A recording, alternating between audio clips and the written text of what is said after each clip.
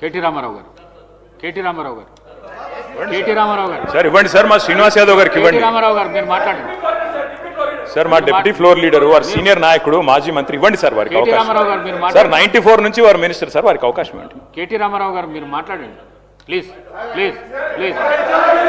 Correct కాదు కదా sir. మీరు మాట్లాడండి. స్పీకర్ సార్ ఇస్తాను, మీ తర్వాత ఇస్తాను సార్.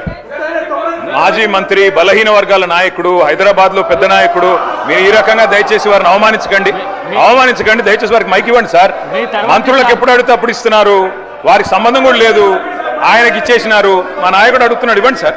మా డిప్యూటీ లీడర్ గారు అడుగుతున్నారు, ఇవ్వండి సార్.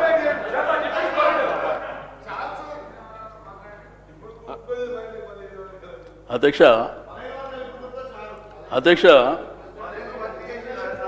ఈ శాసనసభలో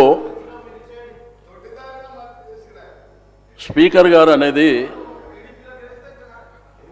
ఒక పార్టీకి సంబంధించి కాదు అధ్యక్ష, మా అందరికీ స్పీకర్ మీరు. అందుకే మీకు మైక్ ఇచ్చాను. నేను చెప్పాను తినండి సార్. నేను చెప్పినాక మాట్లాడండి.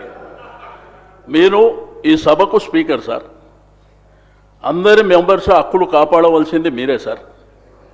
రెండోది, డిప్యూటీ సీఎం గారు కూడా ఇక్కడ ఉన్నారు. పెద్దలు బాలునాయక్ గారు, ఆది శ్రీనివాస్ గారు మాట్లాడింది సార్. మేము ఇక్కడ కూర్చొని విన్నాం, మేము అబ్జెక్షన్ చేయలే. మేము మధ్యలో మైక్ అడిగి ఏదో ఆయన మాట్లాడుతుంది తప్పు అనేటువంటిది మేము చెప్పలేదు సార్. ఇప్పుడు మా వరకు వచ్చినప్పుడు గవర్నర్కు ధన్యవాదాలు చెప్పే తీర్మానం ప్రకారము మా సభ్యుడికి అవకాశం వచ్చింది సార్. ఇప్పుడు రిప్లై చెప్పేటువంటి అధికారం ముఖ్యమంత్రి గారికి లేకపోతే డిప్యూటీ సీఎం గారికి ఉంది. కాబట్టి మా సభ్యులు చెప్పినటువంటిది మీరు దయచేసి వినాలి.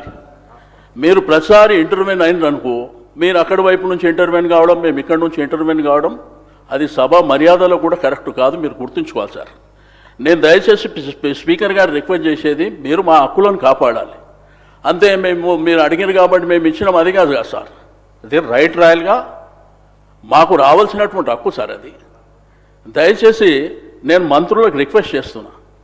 ఇప్పుడు సభ్యులు అంటే తెలుసో తెలియక కొత్త పాత ఉంటారు, ఏదో అరుస్తుంటారు, కామెంట్ చేస్తారు, ఇటువైపు అటువైపు జనరల్గా జరుగుతుంది.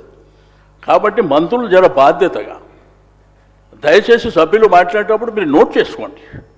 ప్రతిసారి ఇంటర్వ్యూన్ అయితే సభకు మర్యాద గౌరవం ఉండదు సార్. లాస్ట్ టైం కూడా అదే జరిగింది. లాస్ట్ టైం కూడా ఇదే సభలో అనని మాటల్ని ముఖ్యమంత్రి గారు ఆ రోజు సీరియస్గా మాట్లాడినప్పుడు మేము బయటకు వెళ్ళిపోయినాం అధ్యక్ష. కనీసం ఇక్కడ ఉన్నటువంటి చీఫ్ విప్